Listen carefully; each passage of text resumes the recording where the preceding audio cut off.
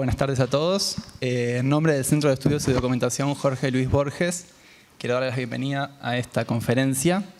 Tenemos el honor de tener con nosotros a Silvia Molloy, que es autora de uno de los trabajos fundamentales dentro de la crítica borgiana, Las letras de Borges, una de las lecturas más lúcidas que se han hecho del escritor y que sigue tan vigente como en 1979, el año de su publicación. Supongo que todos ya la conocen, pero voy a decirlo igual, que es Silvia Molloy, es doctora en literatura comparada por la Sorbona y profesora emérita de la New York University. Es autora de muchísimos libros, tanto de ficción como de crítica y ensayo. Entre los primeros están la novela En breve cárcel y Desarticulaciones, entre otros. Y entre los libros de ensayo se destacan Poses de fin de siglo, Desbordes del género en la modernidad y el último publicado, que es Vivir entre lenguas, además del que mencioné al principio, Las letras de Borges. Bueno, los dejo con Silvia Molloy, que dictará la conferencia Borges y yo, y después de su conferencia va a haber espacio para preguntas. Sí. Bueno, quiero agradecer la invitación. Realmente me conmueve volver a este lugar. Digo volver porque pasé buena parte de mi postadolescencia trabajando aquí en la Biblioteca Nacional, y es aquí donde conocí a Borges. Así que es como una forma más de volver a una de mis tantas casas en Buenos Aires. Pienso en Borges, me pregunto cómo hablar de Borges, y no puedo a estas alturas no recurrir al archivo de la memoria, donde se acumulan imágenes del individuo, de su escritura, o mejor dicho, pedacitos de imágenes del individuo y de textos, como un conjunto de citas, para usar un término rico en prolongaciones, en las que reconozco a Borges y en el que yo misma me reconozco. Y elijo a manera de título, o mejor dicho, cito, un título: Borges y yo. Cita, hurto, desvío, porque no otra cosa es la literatura. No se me ocurre mejor manera de rendirle homenaje o simplemente de recordarlo. La última vez que vi a Borges le dije que había traducido La encrucijada de Berkeley con el título de Berkeley's Quandary. Le gustó. Me dijo que le gustaba mucho. Me dijo con su natural gentileza que sonaba mejor en inglés que en español. Y también me dijo lo mucho que le gustaban ciertas palabras inglesas, de veras inglesas, me decía, no derivadas del latín. Palabras que empezaban con Q. Quill, queasy, quake, qualm, quagmire. Esta última, quagmire, en especial, le gustaba. Y mientras yo escuchaba cómo las decía, o más bien cómo las entonaba, como quien declama, tuve la impresión de que todas, pluma, desasosegado, temblor, duda, atolladero, de algún modo aludían a su obra. ¿Acaso fuera esa vez esa misma ocasión que me tocó acompañarlo a su casa? Habíamos comido en casa de Bioy Casares, con no recuerdo qué escritor extranjero, de paso por Buenos Aires. Borges había estado sorprendentemente locuaz, divertido. Durante la comida, hablando de un crítico académico que no le inspiraba particular simpatía, se había burlado de su uso lamentable de la metáfora, citándolo de memoria. En 1925, Nora Lange se zambulle con ímpetu vanguardista por la calle de la tarde y 5 años después, por otra calle apartada, se precipita intrépida María de Vilariño. Y así sucesivamente. Me impresionó, recuerdo, su memoria, esa capacidad de almacenar lo horrible, al igual que lo hermoso. Volví a mi casa y cedí a la tentación de hacer lo que no hay que hacer. Fui a la fuente para confirmar. Desde luego no encontré la frase en ninguna página de la historia de la literatura hispanoamericana de Anderson Imbert. La capacidad de mímica de Borges, su práctica de lo que podríamos llamar el efecto de cita, era perversamente perfecta. Sí encontré en el texto mencionado una frase similar a la que había citado Borges. Y cito: María de Villariño se metió por una calle apartada, versos de 1930, y fue a salir en un pueblo de niebla, cuentos de 1943. Anderson Imbert, Historia de la Literatura, página 222. Esa frase me pareció infinitamente menos interesante que la otra, una mera imitación de la frase impostada de Borges. Después de la comida, Bioy nos llevó en automóvil a nuestras respectivas casas. Llegamos al edificio donde vivía Borges y Bioy me pidió que subiera con él a su departamento donde lo esperaban. En el ascensor, Borges estaba sorprendentemente locuaz. Molloy, Molloy, repetía con una gran sonrisa. Es curioso, tengo sangre inglesa, escocesa, galesa, pero parece que no tengo ni una gota de sangre irlandesa. Llegamos a su piso donde lo esperaba su fiel Fanny, se abrió la puerta del ascensor y me dijo con una gran sonrisa: para la próxima vez que nos veamos, procuraré tenerla. Pero mucho antes de eso, también recuerdo con igual nitidez mi primer encuentro con el hombre en esta misma casa.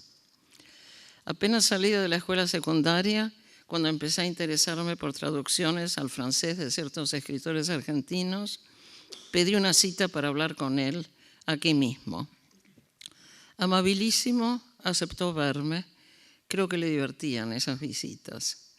Por timidez, yo había ido con una amiga como para protegerme.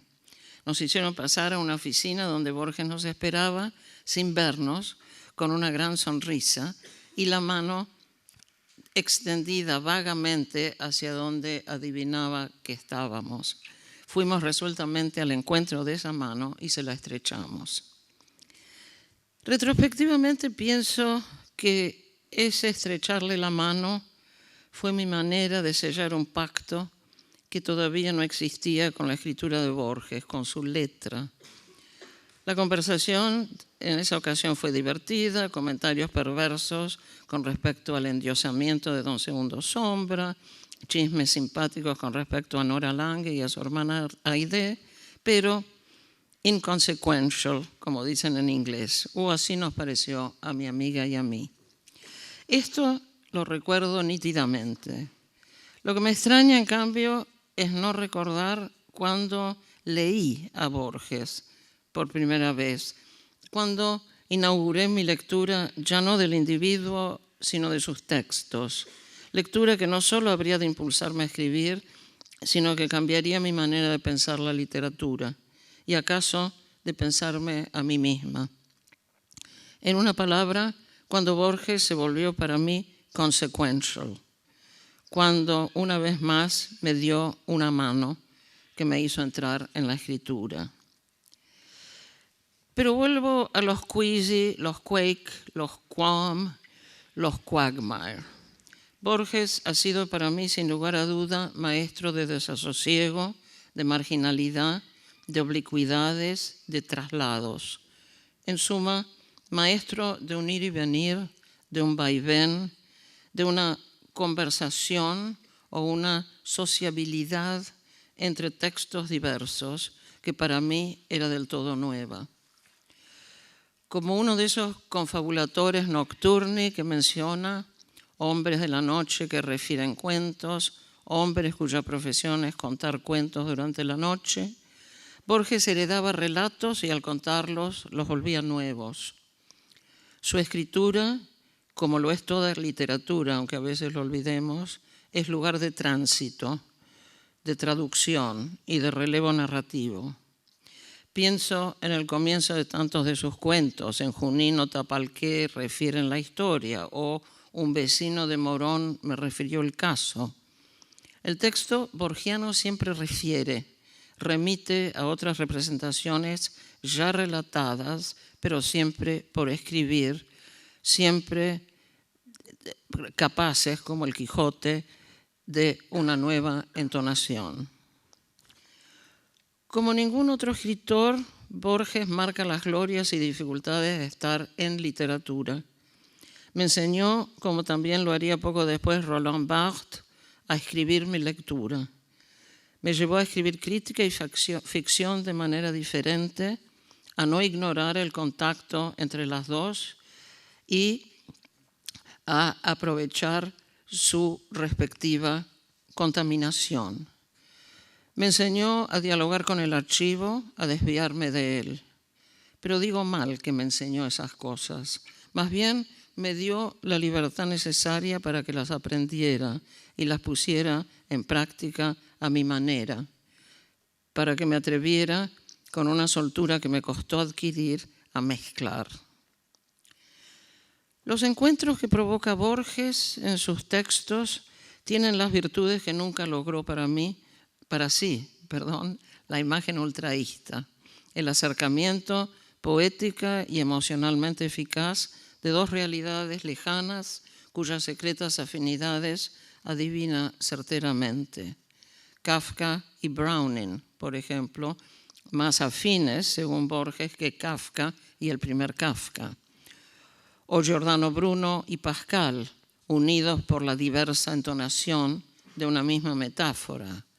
O Jehová, Swift y un personaje de Shakespeare, cuyas palabras se entretejen provechosamente en Historia de los ecos de un nombre. Bricolor de textos, provocador de citas, Borges encarna en su escritura lo que él mismo dice de Ben Jonson. Empeñado en la tarea de formular su testamento literario y los dictámenes propicios o adversos que sus contemporáneos le merecían, se redujo a ensamblar fragmentos de Séneca, de Quintiliano, de Justo Lipsio, de Vives, de Erasmo, de Maquiavelo, de Bacon y de los 12 escalígeros. Borges, flaneur literario. Al paso por la ciudad, cuyo carácter literario es evidente, se sucede el paseo por la literatura, es decir, la deriva textual. Borges se pasa sin esfuerzo de texto en texto, de autor, en actitud de disponibilidad. No quise determinarle rumbo a esa caminata. Procuré una máxima latitud de probabilidades para no cansar la expectativa con la obligatoria antevisión de una sola de ellas. Realicé, en la mala medida de lo posible, eso que se llama caminar al azar. Como en las caminatas por la ciudad, en que se practica el placer de la mirada, el paseante textual traduce su voyeurismo en fecunda proyección. A los desvíos del recuerdo y de la lectura, esos libros que sigo leyendo en la memoria, leyendo y transformando, se añade el placer, el vértigo, diríase, de la conjetura, materia indecisa, tan provisoria como la irrealidad de las orillas de Carriego. A fines de los años 60 me tocó compartir una insólita flanerie con Borges. Yo me acababa de instalar en Estados Unidos, en la inhóspita y congelada ciudad de Búfalo, y enseñaba en una universidad que se jactaba de su carácter innovativo e iconoclasta. Se invitó a Borges a pasar unos días y a dar un par de conferencias, y supongo que por ser argentina y conocer su obra, fui elegida para acompañarlos a él y a su primera mujer durante su estadía en la ciudad. La noche misma de su llegada dio su conferencia. Lo presentó al público con visible admiración y un toque de pedantería el escritor John Barth, que también enseñaba en Búfalo y estaba por entonces en su apogeo. Borges habló, aunque más que dar una conferencia se entregó a una deambulación por la literatura de la cual no recuerdo mucho. Al final hubo previsiblemente un cóctel y la gente rodeó al conferenciante. En un momento de leve reposo, cuando el público había mermado, oí que Borges le preguntaba a John Barth en su inglés levemente anticuado, "And what do you do, young man?" Visiblemente molesto, el muy famoso y no muy joven autor de The Floating Opera le contesta, "I write a little fiction." Y Borges, "I do the same thing." Lo mismo hago yo. Al día siguiente de su llegada, los llevé a él y a su mujer a las cataratas del Niágara, muy cerca de Buffalo y de la frontera con Canadá, hecho que entusiasmaba a Borges. Locuaz, como un chico a quien se lleva a una fiesta, Borges hablaba. Acusaba a José María de Heredia de ripio. Cuando se escribe un poema al Niágara, decía, está de más el adjetivo poderoso o poderoso Niágara. Basta con decir Niágara, ¿no? Como Borges no podía ver las cataratas, detuve el automóvil en una vuelta del camino desde donde se podía oír la caída del agua con toda nitidez. Borges inclinó la cabeza para escuchar. La mujer dijo algo donde creí oír la palabra poderoso. Luego, a pedido de ellos, los llevé a la pequeña ciudad de Niagara Falls. A El Sacete de Borges le gustaban las tiendas y nos metió por fuerza en un destartalado Woolworth. A Borges y a mí nos estacionó, por así decirlo, junto a un escaparate a la entrada de la tienda y ella se precipitó hacia el fondo. Miré a mi alrededor y vi que estábamos en la sección de ropa interior femenina. Me dije que yo era la única persona en el mundo que sabía que Borges y yo estábamos parados junto a una mesa llena de calzones y de corpiños. No recuerdo cómo acabamos hablando de novelas históricas.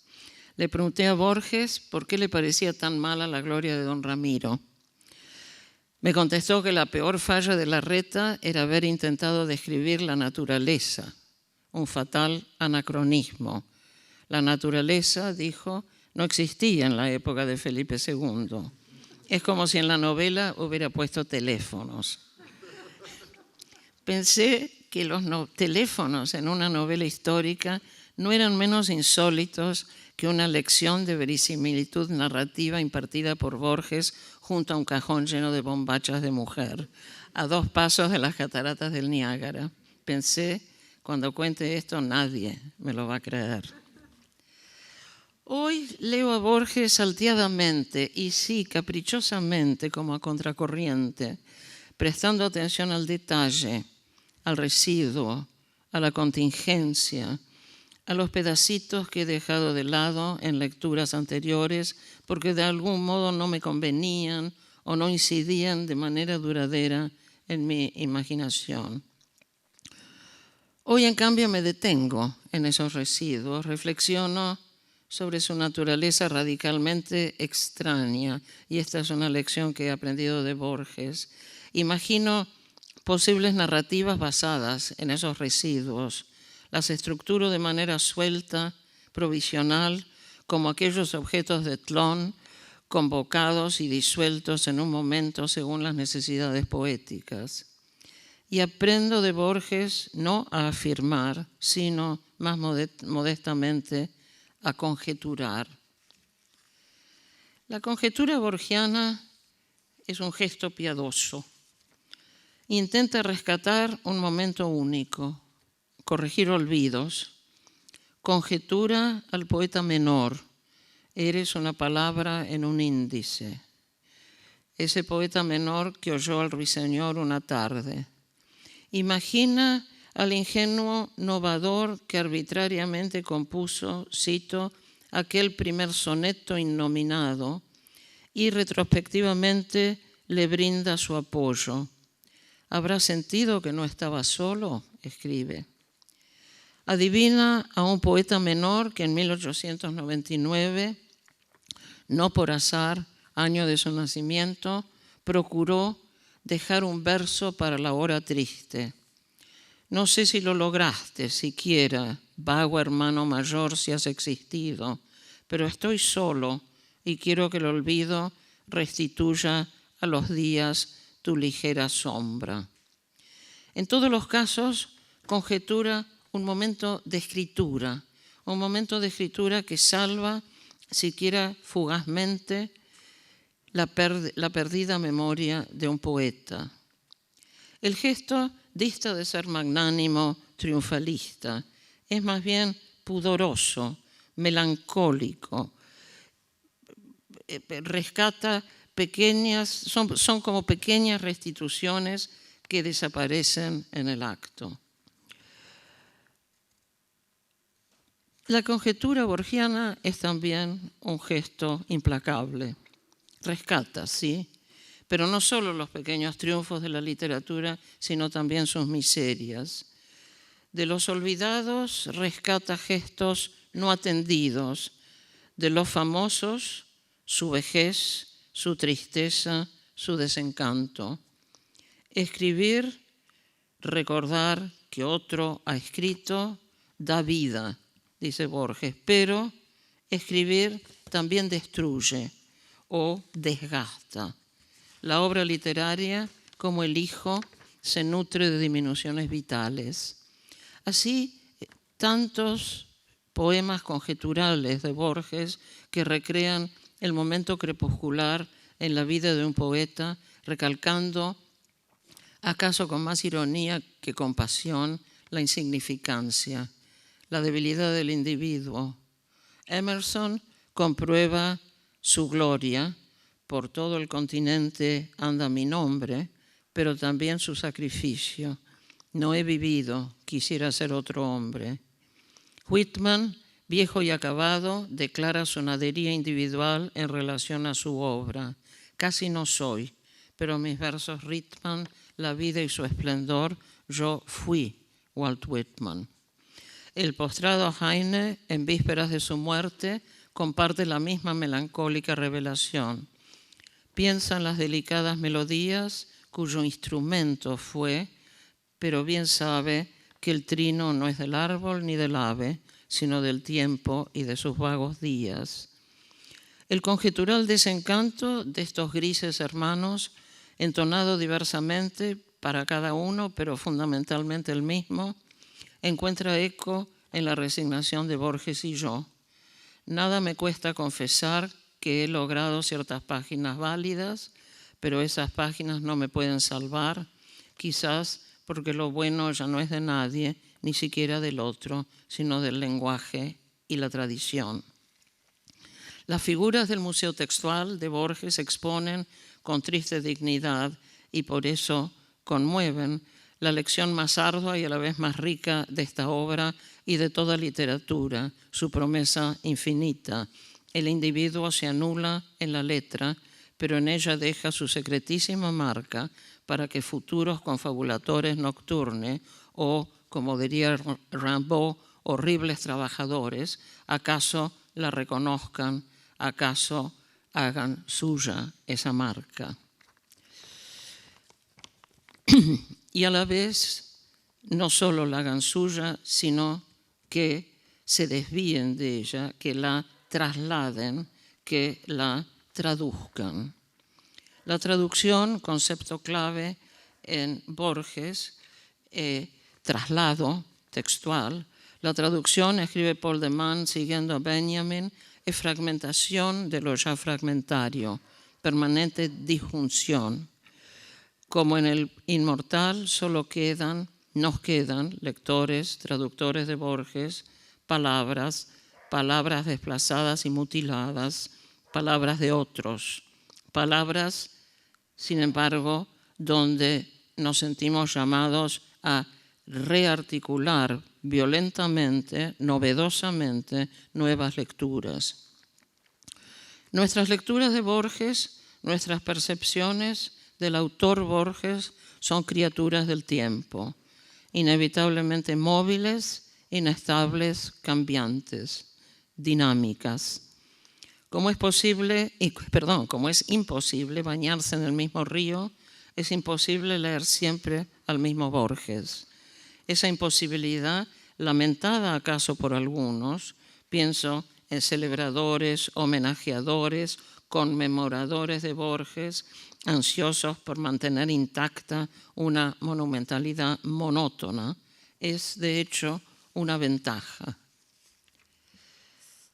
Hace unos cuantos años, cuando se me dio la oportunidad de reeditar las letras de Borges, preguntándome qué podía agregar a mi lectura, qué debía cambiar, cómo podía hacer de mi texto otra lectura de Borges, me puse a revisar fichas, notas, con la vaga esperanza de poner en orden mi archivo. Encontré recortes del suplemento literario de La Nación con textos suyos, sobre todo poemas, y reseñas de sus libros publicados entre 1967, año en que me fui a Estados Unidos, y 1972, año de la primera edición de las letras de Borges. Entonces, al principio no entendía, ¿verdad?, por qué encontraba todo ese material, pero recordé que mi padre, cada vez que se publicaba algo de o sobre Borges, me mandaba esos recortes sin comentario ni explicación. Era como un pequeño ritual entre nosotros, sin palabras, y acaso reforzar un contacto entre mi familia y yo, que la correspondencia sola no podía mantener.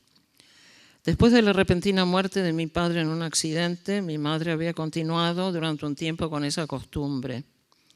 Ahora, al revisar ese pobre conjunto de papelitos amarillentos, reconocí en uno la letra de mi madre, fechado en 1972, y acaso fuera el último que me mandó. Era el poema de Borges titulado Lo perdido. Mi madre había notado junto al título, me gustó mucho. Me cuesta describir lo que sentí al descubrir esta anotación, algo así como la sensación de una comunicación estrecha y a la vez de una oportunidad desperdiciada. Yo no sabía, y no creo haber sabido nunca, que a mi madre le gustara ese poema de Borges. Más aún, yo nunca había hablado con mi madre ni de Borges ni de literatura.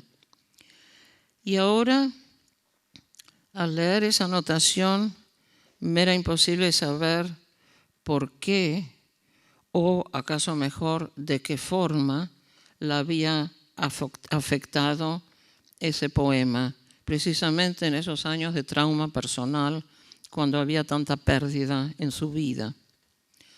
¿Acaso le había gustado por esa razón, gustado lo suficiente para decírmelo, y yo, al recibir el recorte, o no había reparado en el mensaje, o no me había tomado el trabajo de preguntarle por qué? Como los fragmentos y los pedacitos de texto que me detienen cuando leo hoy a Borges, este incidente no me deja. No lo puedo domesticar, no lo puedo olvidar, pero en cambio lo puedo desplazar, armar una narrativa a su alrededor, transformarlo en relato, y a lo mejor algún día lo haga. Será una manera más de conversar con Borges. Muchas gracias.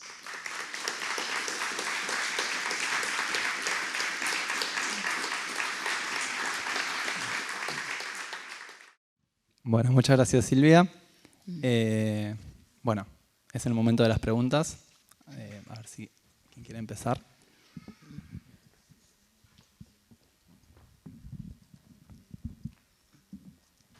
Yo quisiera preguntarte una cosa, Silvia. Hace relativamente poco leí en la antología personal de un libro que se publicó con distintas pieces de Piglia, un comentario sumamente interesante sobre el rol del lector en su relación con el escritor y con el texto escrito, como que el lector modifica el texto, es como que el lector lo completa. Vos recién decías que era imposible para vos decir que, o sea, como que leías a Borges de distinta manera y en cada una descubrías a un nuevo Borges. ¿Pensás que el comentario de Piglia ¿Tiene relación con este sentimiento tuyo? Es decir, el libro no existe sin su lector, ¿verdad? La lectura no existe sin alguien que lee ese texto, y cada lector lee un texto diferente, y cada época lee un texto diferente. El texto, por eso citaba esa frase de Barthes, que para mí es tan importante: yo escribo mi lectura, porque si yo no leyera, no escribiría. Es decir, aunque no lo sepamos, aunque una persona se sienta a escribir y escriba pensando que no tiene nada que ver lo que escribe con los libros previos y lecturas previas, se equivoca, ¿verdad? Están ahí, sí. Distintas formas en las que Borges arranca un cuento, comienza un cuento. Por ejemplo, en los dichos, en las lecturas, y luego también trajiste a Tlön.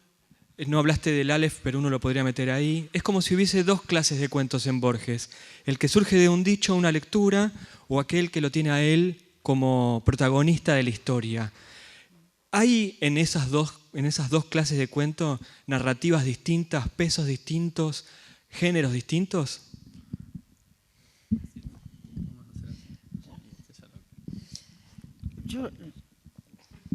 Perdón, pero es que no te quiero salvar, okay. o va a ser peor.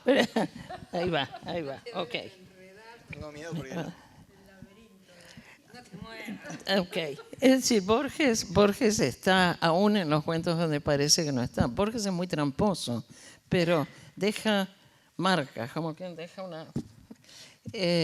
por ejemplo, Emma Suns, de pronto la frase pensó, no pudo no pensar.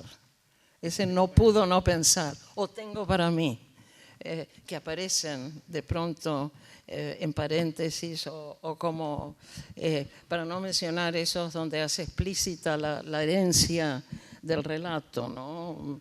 Me refieren tal cosa, un vecino me contó, tal, pero están esas intrusiones, digamos, de esos pinchazos, digamos, muy frecuentemente, sí. Ahora, evidentemente hay otros donde él mismo se proyecta como protagonista, digamos, del texto, como en el Aleph, sí. Sí. Pero es decir, esa marca creo que es invariable de Borges, que siempre está. Sí. Sí. Vas a decir tu problema. No, espero es que no termines cayendo. ¿Dónde me pongo yo? Dejate la silla. Levito, sí. Ahora sí, yo lo estoy. Bueno, claro. Bueno, primero gracias, fue excelente y muy emocionante el final de tu conferencia. Quería hacerte una pregunta. Me gustó mucho lo que vos comentabas de lo inconsequential y lo consequential, ¿no? Sí. De que quizás conocerlo como persona no te impactó tanto como leerlo, que eso fue lo que marcó. Pero mi pregunta, invirtiendo eso un poco, es si pensás que haberlo tratado y conocido de alguna manera condicionó tu manera de leerlo, aunque sea en escuchar su voz cuando lo estás leyendo, y si consecuentemente quizás los que no lo conocimos, ¿te parece que leemos un Borges distinto al que leyeron los que lo conocieron, sea personalmente o sea de haber sido contemporáneos?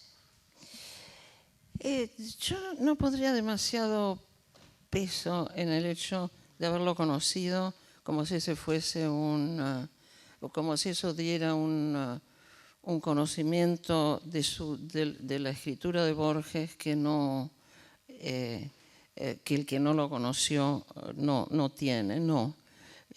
Simplemente encuentro, haberlo conocido de alguna manera es como si hubiera leído un texto más de Borges. Leerlo a Borges, la persona Borges, el humor Borges, eso que en inglés dicen también el lado quizzical, para usar otra frase con Q, quizzical de Borges, ¿verdad? eso es como ver el reflejo de la literatura en el hombre mismo, pero no creo que me diera una ventaja. Me divertía porque podía ser muy gracioso y muy perverso, maligno. Como los que han leído el libro de Bioy y Borges pueden ver, a veces con una malignidad escalofriante, ¿verdad? Pero no creo que me dé una comprensión mayor de la obra de Borges, para nada, ¿no? Bueno, no sabía que estaba Beatriz, pero también le iba a involucrar en la pregunta. Si vos sos consciente, sobre todo para casi todos nosotros, generaciones que han aprendido a Borges, marcados por tu lectura, digo, en relación con la pregunta que te hacían antes. Sí. Mi generación no lee a Borges directo, lee el Borges de Molloy, el Borges de Piglia, el Borges de Sarlo, e incluso un poco ya más cercano a nosotros el Borges de Alan Pauls, ¿no?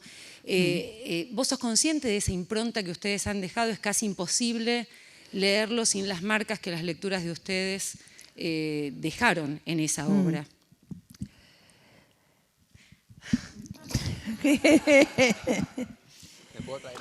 Es la inevitabilidad de los textos, ¿verdad? Pero creo que, no sé, creo que los tres que has mencionado, creo que ninguno de los tres somos taxativos, ninguno de los tres somos prescriptivos, no ordenamos una lectura de Borges, digamos, no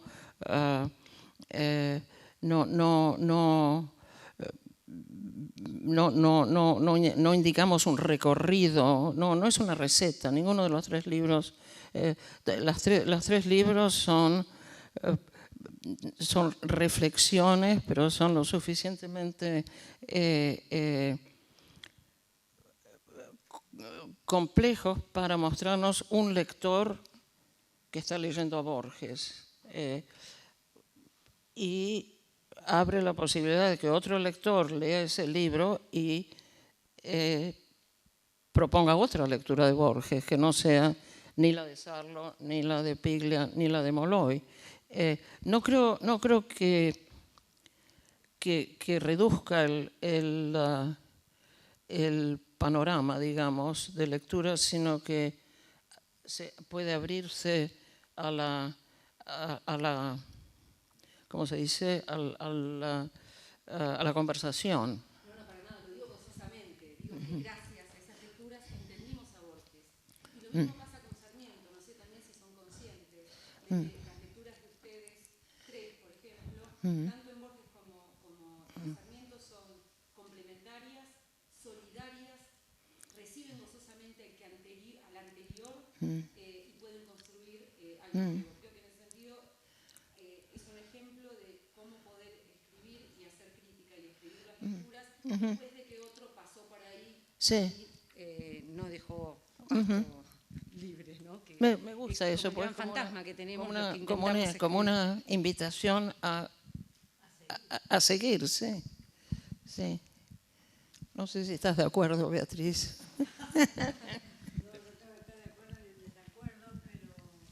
Ahora voy al micrófono para allá.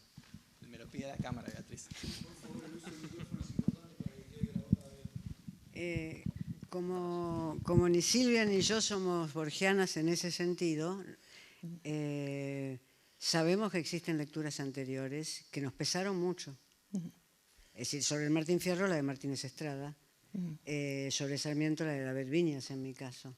O sea que sabemos que no hay crítica que no esté construida sobre la pared o la destrucción de la pared de lecturas anteriores.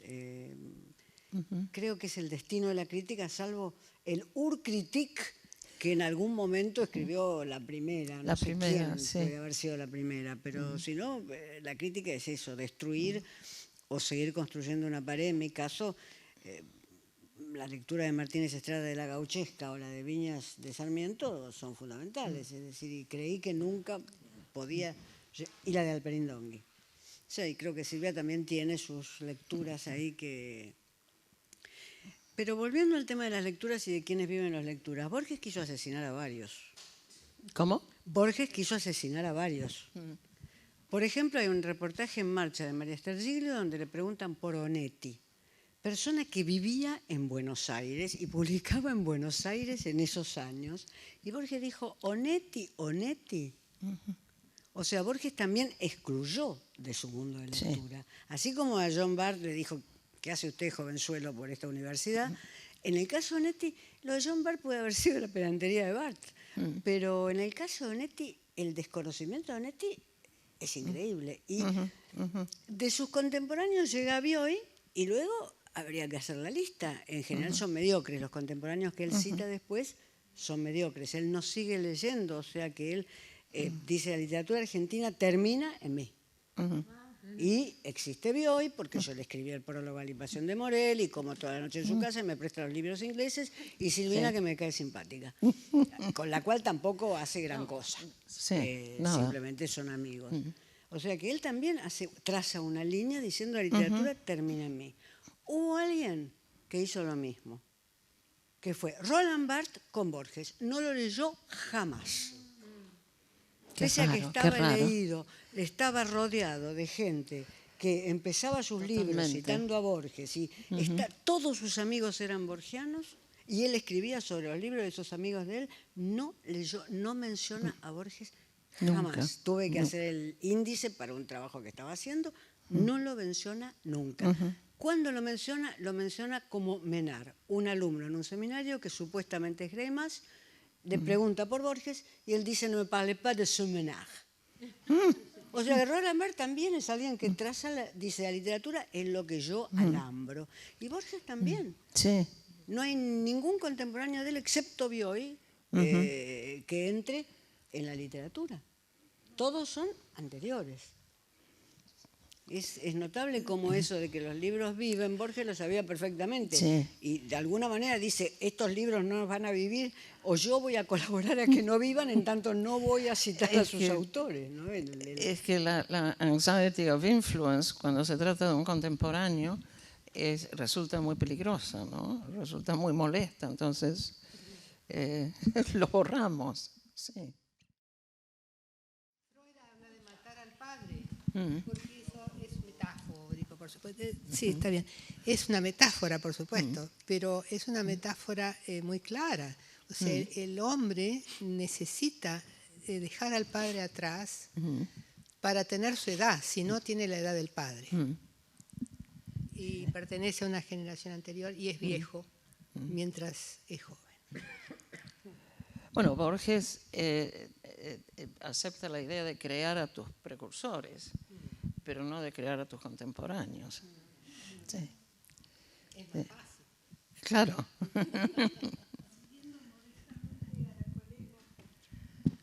Nosotros intentamos, yo pertenezco a una escuela de psicoanálisis, e intentamos, creamos la función del lector. Es decir, en esto mismo que usted comentaba, los pequeños recortes, lo que se va leyendo, como que cada persona hace una lectura propia y tratamos de incentivar esta función. Así que me encantó escucharla, sus libros están en nuestra biblioteca y si no es muy atrevido, le voy a pedir si me firma uno de los libros que tenemos.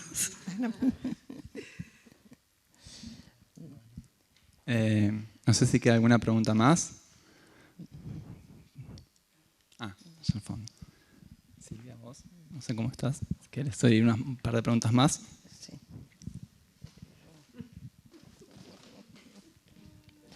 Para no meter la pata. El banquillo del acusado. Sí. Quería saber cómo cree que influyó su lectura de Borges en su propia escritura. ¿Cómo qué? ¿Cómo influyó su lectura de Borges en su escritura? Es difícil, no sé, es difícil hacer, digamos, precisar o hacer una lista, digamos, pero sin duda es decir, la influencia de la lectura en lo que escribo. La lectura como fuente de escritura es para mí crucial. No sé, creo que no lo necesitamos aprender de Borges, creo que todo escritor usa la lectura, ¿verdad? Para lograr ese envión que lo lleva a la escritura. Pero Borges lo formula e insiste. Y además creo que Borges propone una atención de lectura y una atención al detalle que me parece muy importante. Como lo que en inglés llaman el understatement, un toque, pero un toque que, como dice él en otro contexto, es de larga proyección, ¿verdad? Creo que eso también me sirvió mucho en mi propia escritura. No sé. Bueno, no sé si hay alguna otra pregunta. Bueno, les agradezco mucho otra vez la visita. Muchas y le damos un gracias. aplauso a Silvia.